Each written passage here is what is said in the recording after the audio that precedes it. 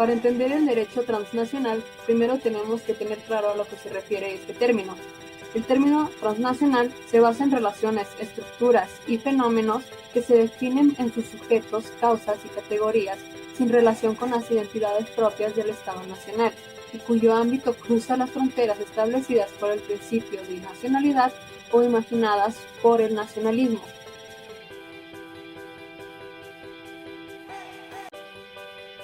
El derecho transnacional surge cuando los tribunales de muchos estados recurren a la naturaleza del caso para así resolver asuntos semejantes acudiendo a principios generales del derecho. Sin embargo, este no es un ordenamiento jurídico autónomo capaz de autosustentarse. Este derecho es un conjunto de normas, prácticas, usos y costumbres creadas principalmente por agentes no estatales que se ocupan de regular las relaciones jurídicas privadas o públicas que trascienden las fronteras nacionales. El derecho transnacional se fundamenta principalmente en dos instituciones. Una de ellas es el contrato internacional. Este contrato tiene la finalidad de marcar las medidas por las que se tiene que regir la relación comercial entre dos o más partes que tienen su domicilio o residencia en países diferentes. Los contratos internacionales más utilizados son el contrato de compra-venta internacional. Este lo utilizan empresas situadas en diferentes países para vender y comprar mercancías. Contrato de distribución internacional.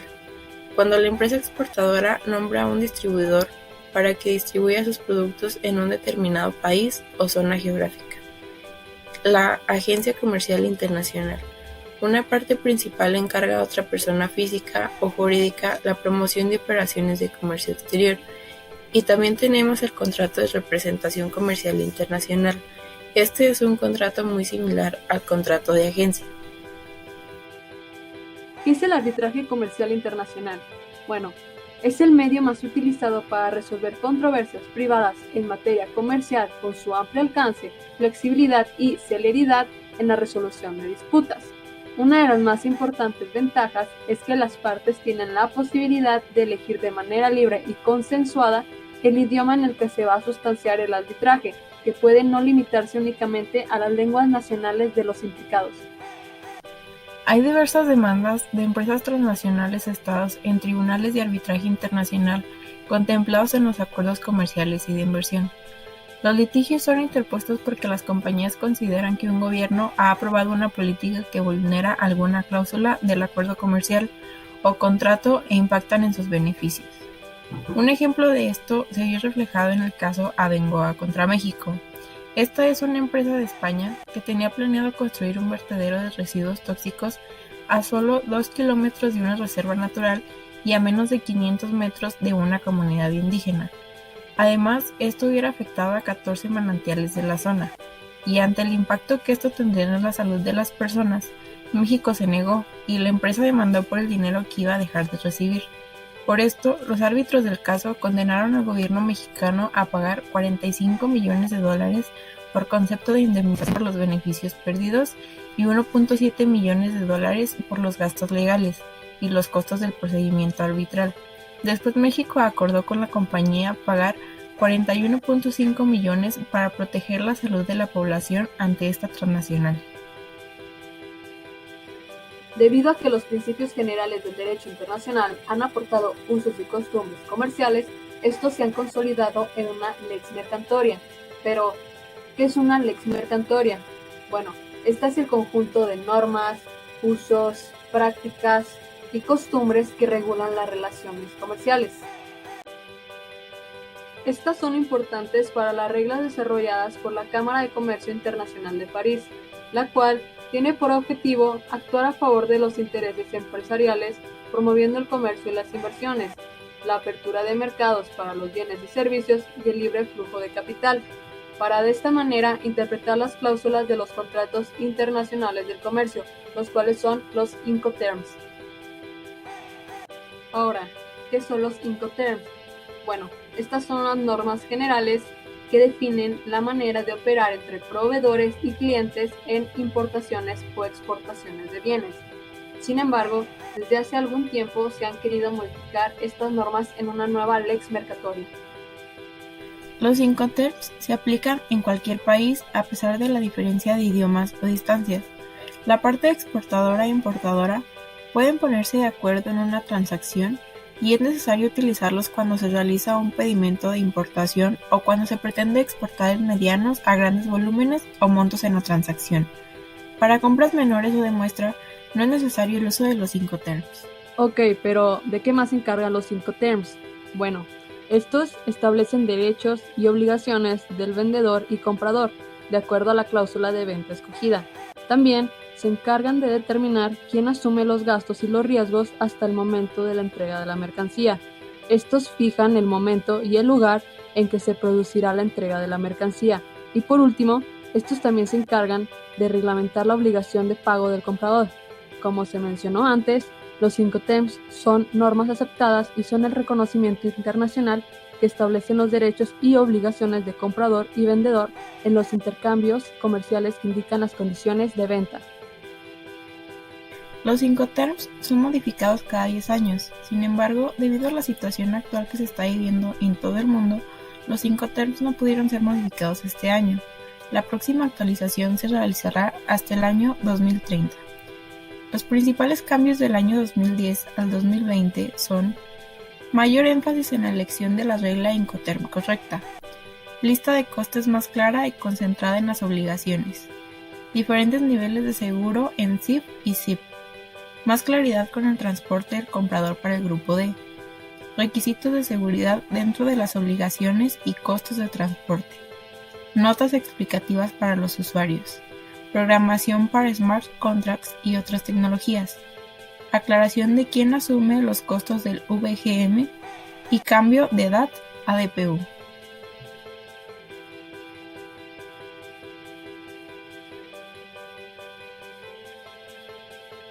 Los Incoterms se clasifican en 4 grupos, que se dividen en 4 vocales: la E, la F, la C y la D. En la E tenemos el grupo de salida, que es donde el vendedor entrega la mercancía al comprador en fábrica. En la F está el grupo sin pago de transporte principal, donde el vendedor entrega la mercancía a bordo del buque sin realizar el pago de transporte. En la C se encuentra el grupo con pago de transporte principal. El vendedor realiza el pago de transporte y entrega la mercancía en el lugar acordado con el comprador. Y por último, tenemos la D, que es el grupo de llegada, donde el vendedor se responsabiliza de los gastos y riesgos hasta el país de destino. Ahora que ya conocemos la clasificación de los Incoterms, también es importante saber qué tipos hay. El primero de ellos es el Ex-Works o EXW. Este obliga al vendedor a dejar las mercancías preparadas en sus instalaciones, ya sea en oficinas, almacenes, fábrica o en cualquier otro lugar, para que el comprador pueda recogerlos ahí. Este puede ser usado en diferentes medios de transporte, ya sea en aéreo, marítimo, terrestre, entre otros. Bajo el Incoterm EXW, el importador tiene el control casi total del transporte marítimo, por lo que puede ser extremadamente competitivo. Dicho esto, trabajar en condiciones EXW es más recomendable para aquellos compradores con experiencia que estén familiarizados con los procedimientos en el país de origen y así pueden gestionar todo el proceso de importación. Un ejemplo de esto es en una empresa que produce café en Veracruz. Esta le vende sus productos a una empresa ubicada en la ciudad de Puebla, utilizando el camión como medio de transporte. Primero, el vendedor debe entregar el café con el embalaje apropiado para su transportación. El vendedor cubrirá todos los riesgos que puedan ocurrir. Sin embargo, si esto fuera una negociación internacional, el que debe de cumplir con estas formalidades es exclusivamente el comprador. El Incoterm FCA, o también conocido como Free Carrier, indica que el vendedor debe entregar la mercancía al comprador o a su transportista, y este debe hacerlo ya sea en sus instalaciones y cargada en el vehículo de recogida o entregarla en otras instalaciones. Usualmente suele hacerse en el almacén de un transportista, en un aeropuerto o en una terminal de contenedores, sin llegar a descargar la mercancía de su vehículo de recogida. Es responsabilidad del vendedor llevar a cabo los trámites de exportación, mientras que la responsabilidad de realizar los trámites de importación le corresponden al comprador. Por ejemplo, si el lugar acordado es la empresa del vendedor, la obligación del vendedor es cargar la mercancía al transporte seleccionado por el comprador, cubriendo así los gastos y riesgos de la mercancía. La responsabilidad del vendedor termina una vez que las mercancías estén en el transporte. Un consejo importante en este Incoterm, ya que es uno de los más utilizados, es especificar la fecha de entrega y que se le notifique al vendedor el nombre del transportista, el modo de transporte y el lugar de recepción de la entrega. El Incoterm CPT o Carriage Paid To significa que el vendedor es responsable de entregar las mercancías en el destino. A diferencia de otros Incoterms, la transferencia del riesgo en condiciones CPT se produce cuando las mercancías han sido entregadas al transportista. No obstante, el vendedor tiene que encargarse del contrato de transporte de la carga desde su entrega hasta el destino final. Este Incoterm es muy versátil, es decir, que puede ser utilizado independientemente del modo de transporte e incluso en el caso de que se utilice más de un modo de transporte. Luego tenemos el siguiente Incoterm, que es el CIP, el de transporte seguro y pagado, en donde el vendedor es responsable por la mercancía a un transportista y punto especificado, cubriendo costos de transporte de manera similar como sucede con el Incoterm CPT. Sin embargo, en el CIP, el exportador también tiene la obligación de adquirir un seguro, el cual dejará de estar vigente una vez que el comprador reciba la mercancía. Después de transferir riesgos y también las responsabilidades, el exportador puede facilitar al importador los documentos o requisitos para adquirir un seguro de crédito comercial, pero que deberá ser cubierto por el comprador. Aunque la adquisición del seguro implica un costo mayor, estas condiciones ayudan a brindar una mejor ventaja competitiva y crear una relación de confianza con los compradores internacionales. Para los importadores, esta es una buena manera de asegurarse de que la mercancía llegará bien al destino especificado, donde un transportista de su elección complete el viaje, dando un mayor control sobre los costos y estado de los productos. Luego tenemos el Incoterm de entrega en lugar de destino convenido, o como sus siglas lo indican, el DAP. Cuando se realiza una negociación con este Incoterm, implica que el comprador será responsable de entregar la mercancía en el lugar convenido sin que se descargue esta misma del medio de transporte contratado por él, pero preparadas para su descarga. Si el vendedor realiza la descarga en el lugar de destino, este no tiene derecho a recuperar dichos costos por parte del comprador, salvo acuerdo en contrario entre las partes. Este término también exige al vendedor que realice solo el despacho de exportación. Si las partes desean que el vendedor efectúe el despacho aduanero de importación, el Incoterm DDP será la mejor opción a manejar. En el Incoterm de entrega directa en la llegada, también conocido por sus iniciales DPU, se utiliza para todos los tipos de transporte. Aquí, el vendedor se hace cargo de todos los costes, incluidos el transporte principal y el seguro, hasta que la mercancía es descargada en el lugar acordado. También asume los riesgos hasta ese momento. Es importante que se especifique claramente el lugar de entrega de la mercancía y que este lugar coincida con el que se especifique en el contrato de transporte. Los costos derivados de maniobra de descarga y terminada en el país de llegada, así como los costes de transporte interior en el país de llegada, pueden ser a cargo del vendedor o del comprador según esté pactado. En la versión 2010 de los Incoterms, el DPU era conocido como TAT y se refería a la entrega en una terminal. En la versión 2020 se renovó y se acordó definirlo mejor como lugar, con la finalidad de no limitarlo a solo entregas en las terminales. Un ejemplo del Incoterm DPU podría ser que un exportador mexicano vende aguacates orgánicos a un comprador alemán. Ya que éste lo necesita de forma urgente, deciden exportarlo por avión. El exportador está ubicado en Apatzingán, Michoacán, y el importador se encuentra en Múnich, Alemania. Se negocia que el punto de entrega será en el almacén frigorizado ubicado cerca del aeropuerto de Múnich. En este caso, el exportador tiene las siguientes obligaciones. 1. Subir las mercancías al primer transporte en Apatzingán. 2. Llevar las mercancías hasta el Aeropuerto Internacional Benito Juárez de la Ciudad de México. 3. Preparar la documentación de exportación, así como los trámites aduaneros. 4. Contratar el transporte hasta el aeropuerto de Múnich, así como las maniobras de arrastre para llevar la mercancía hasta el punto acordado. 5. Descargar la mercancía en el lugar acordado. Y 6. Informar al importador de la entrega de las mercancías. Ahora, el importador tiene dos obligaciones. 1. Recoger la mercancía en el almacén donde se entregó el exportador. Y 2. Pagar los impuestos y hacer los trámites correspondientes ante la aduana de Múnich. El Incoterm DDP es el término internacional de comercio que se utiliza cuando el vendedor cubre al máximo las responsabilidades de la mercancía, así como realizar los trámites aduaneros, cubrir los gastos de transporte y hacer los pagos de importación en aduana. El DDP te obliga a mantener más control sobre tus documentos, principalmente porque debes presentar más facturas de tus proveedores, llámense fleteras, seguros, agencias aduanales, forwarders, alijadores, entre otros.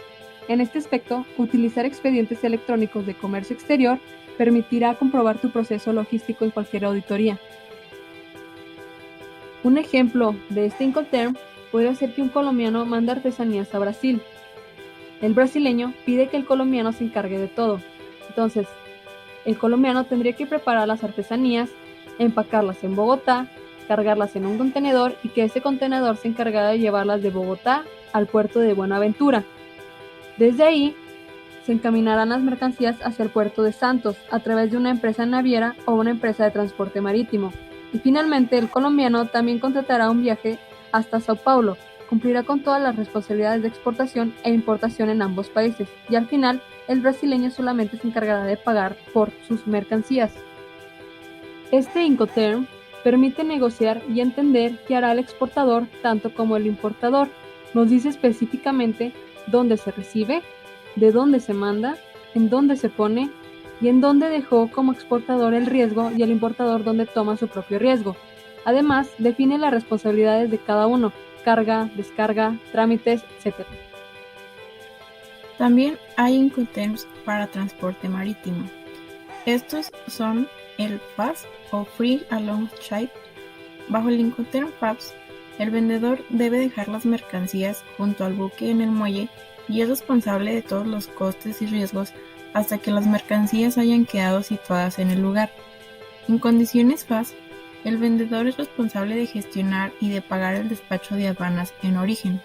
Esto supone un cambio con respecto a la versión anterior de los Incoterms, los Incoterms 2000, en la que el comprador era la figura responsable de completar el despacho de aduanas de origen.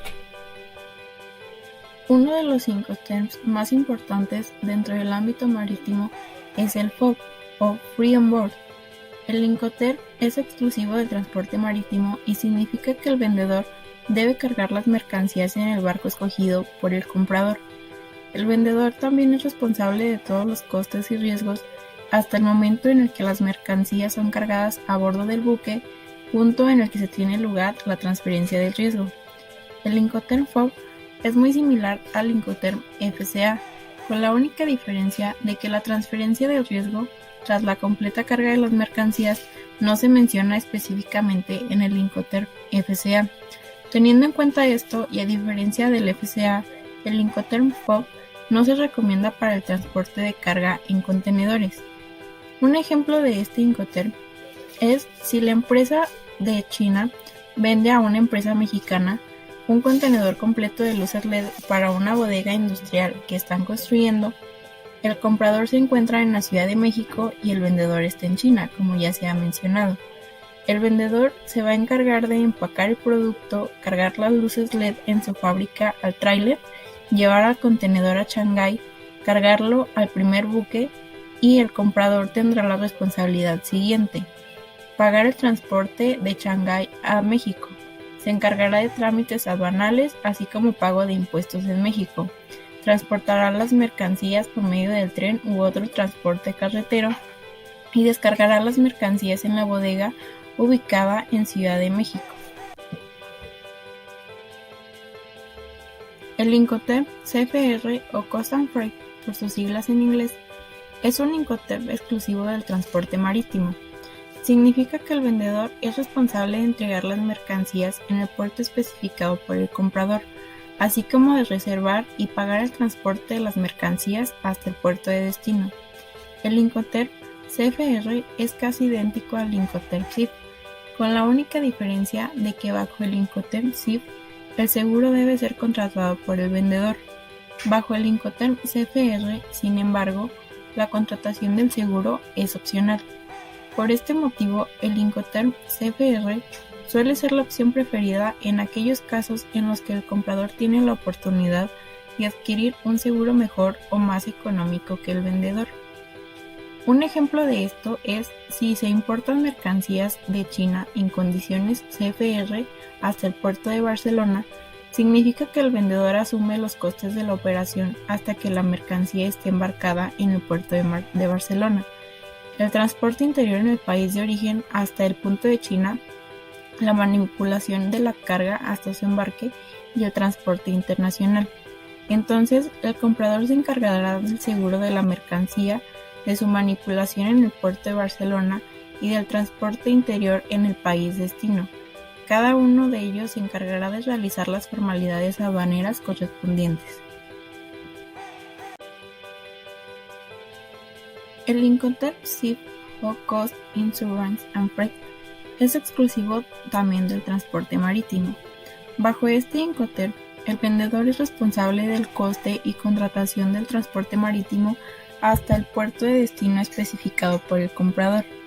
La transferencia del riesgo en condiciones SIF tiene lugar cuando la mercancía es cargada a bordo del buque. Por ello, se recomienda cuando el vendedor tiene acceso directo al barco, como sucede en el caso de los envíos de carga a granel. Esto hace que el Incoterm SIF sea inadecuado para la carga containerizada. El término costo, seguro y flete determina que el vendedor deberá de entregar la mercancía a bordo del buque, en su caso de transporte fluvial, en el puerto de embarque marítimo. Un ejemplo de esto es si una empresa de Estados Unidos importa de Japón computadoras para comercializarlas dentro de ese país. Utilizando el término comercial SIF, las computadoras establecieron lo siguiente: la empresa japonesa tendría que realizar la entrega y el despacho de exportación de las mercancías en el puerto de embarque. Del mismo modo, se contratará el transporte principal y seguro hasta el puerto de Long Beach, California.